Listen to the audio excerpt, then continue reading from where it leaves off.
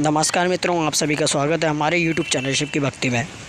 घर में 4 लोग रह रहे हैं पर चारों के मुंह भगोने जैसे रहते हैं। एक तपेले जैसा मुंह, एक भगोने जैसा मुंह, एक थाली जैसा मुंह, एक बल्टोई जैसा मुंह। सब कोई बोलने को तैयार नहीं, क्योंकि जब जब बोले तो बर्तन की आवाज आए तो बोलेगी। एक माँ बैठी टीवी के सामने, एक माँ बैठी, एक सोफे पे बैठा, बोले ही नहीं आपस में।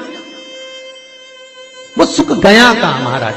कई लोगों के मैसेज आते हैं, गुरुजी हम बड़े दुखी हैं। कारण क्या है? बस कारण इतना सा है कि आपने जब मकान का निर्माण कराया, वास्तु शास्त्री को बुलाया, इंजीनियर को बुलाया, सब ठेकेदार को बुलाया, सबको बुलाकर मकान, प्लाट, जमीन, जायदाद सब दिखवाया, पर आपने उस भूमि पर पद्म पुराण कहती है, धेनु मानस कहती है, स्कंद पुराण कहती है कि उस प्लाट पर आपने 3 दिन तक एक गौ माता को नहीं बांधा। 3 दिन तक एक गाय को उस प्लाट पर बांध कर चारा खिलाते।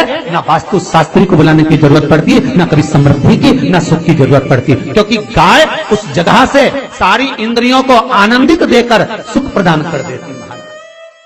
उस जगह के सारी रोग, बीमारी, कष्ट, तकलीफ, दुख को गौ माता खींची। गौ माता जैसी जगत में कोई नहीं हो सकता। हाथ में घड़ी नहीं बांधती गौ माता, पर 4 बजे आपके यहाँ रोटी मिलती है तो 4 बजे खड़ी मिल जाती है। 3 बजे भोजन मिलता है तो 3 बजे आपके दरवाजे पे मिल जाती है। 1:30 बजे भोजन दोगे तो 1:30 बजे ही मिलेगी। 1:20 पे दोगे तो 1:20 पे ही मिलेगी। कोई घड़ी नहीं बांधती, फिर भी समय पर आ जाती है। क्यों? क्योंकि भगवान ने उसको ऐसा बनाया है, 33 कोटि देवताओं ने उसमें ऐसा विराजमान कर दिया है कि जगत का वो कल्याण कर सकती है। उसका एक एक अंश जीव का कल्याण करने वाला है, एक एक अंश जगत का उद्धार करने वाला है। पर हम ये आज के युग में हम उसको भूल गए। आज के युग में हम ये सोचते हैं कि वास्तु शास्त्री को बुला लें, वो ये बता दे, हमने ये फ्लैट बनाया, हमने ये मकान बनाया, इसकी छत कैसी, इसका कमरा कैसा, वो बता देगा, सब कुछ बता देगा। उसके बाद भी लोगों को क्या सुख नहीं, उसके बाद भी शांति। फिर चलो तो चलो किसी बाबा जोगी क्या पूछ रहे, जो ऐसा घूम घूम के बताता, और उसके यहां जाकर पूछ लिया, बताओ बाबा जी हमारे घर में शांति नहीं। तो बाबा जी एक ही बात बोले, तेरे ही घर का है जिसने कुछ कर दिया। अब इसको याद आया 15 दिन पहले मेरी जेठानी से लड़ाई हुई थी, उसी ने कुछ करा होगा। अब बताओ बाबा जी ने आपस में ऐसा बीज बो दिया कि घर और जुड़ा हुआ था तो टूट गया। कोई बाबा, जोगी, सन्यासी, तपस्वी, साधक, उपासक कभी नहीं कहता कि घर का है। हमेशा याद रखो, संसार में किसी की सामर्थ्यता नहीं है कि कोई आपका बुरा कर दे। किसी की सामर्थ्यता नहीं। संसार में किसी की सामर्थ्यता नहीं कि आपका बुरा कर दे। बस आपका बुरा आपका किया हुआ कर्म करता, कोई दूसरा नहीं कर सकता।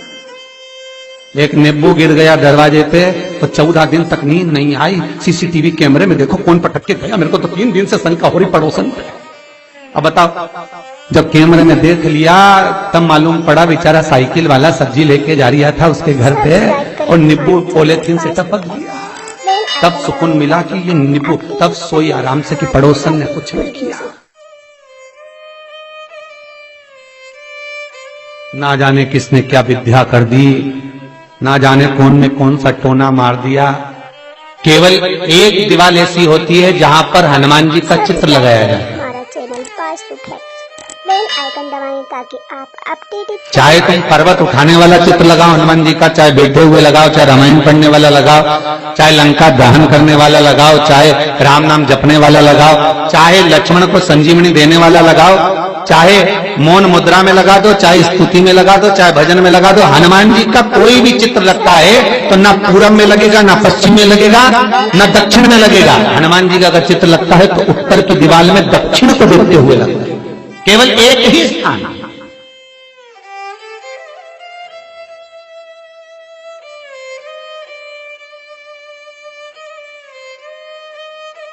जैसे पूर्वजों के चित्र को, पितरों के चित्र को, गए हुए हमारे जीवों के चित्र को दक्षिण में विराजमान किया जाता है, उसी तरह हनुमान को उत्तर में विराजमान कर कर दृष्टि दक्षिण में कर दी जाती है।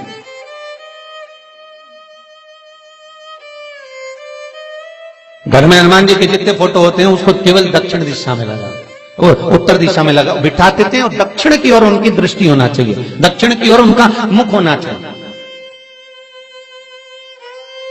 क्यों? महाराज अगर व्यक्ति के जीवन में कोई बीमारी आने वाली है, व्यक्ति के जीवन में कोई रोग आने वाला है, व्यक्ति के जीवन में अगर कोई कष्ट आने वाला है, व्यक्ति के जीवन में अगर कोई परेशानी आने वाली है, व्यक्ति के जीवन में कोई एक्सीडेंट का योग भी बनने वाला है, तो शास्त्र कहता है वो दिशा दक्षिण से ही बनता है।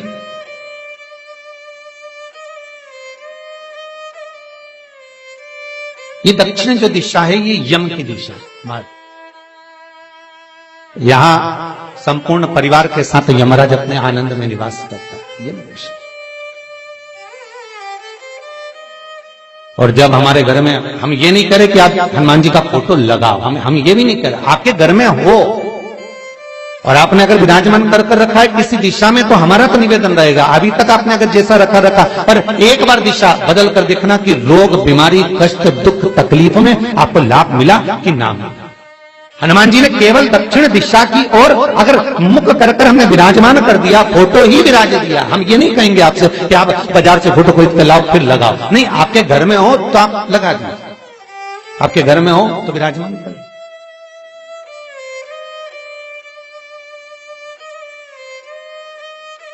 अच्छा, कितनी विपरीतता है वो भी आप जरा जानिएगा महाराज, कि शंकर भगवान के ऊपर जो जल चढ़ाया जाता है उसकी जलाधारी उत्तर में जाती है। कई लोगों को तो आज भी तुलसी उतारना तक नहीं आता कि तुलसी का दल कैसे उतारा जाता है। कई जगह तुलसी के क्यारे के नीचे शंकर जी का शिवलिंग रख दिया जाता है महाराज, कहीं नहीं है ध्यान, बस चल रहा है स्मरण।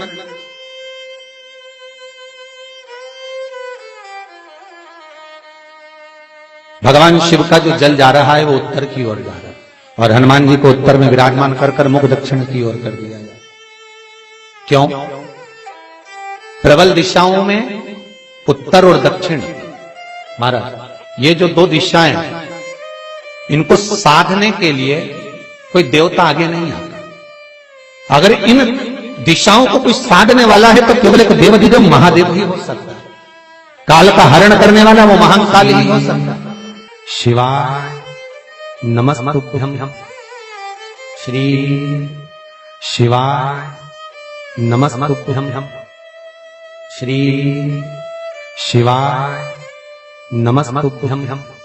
दोस्तों, प्रदीप मिश्रा जी की ऐसी शानदार वीडियो के लिए चैनल को सब्सक्राइब करें एंड वीडियो को लाइक करें।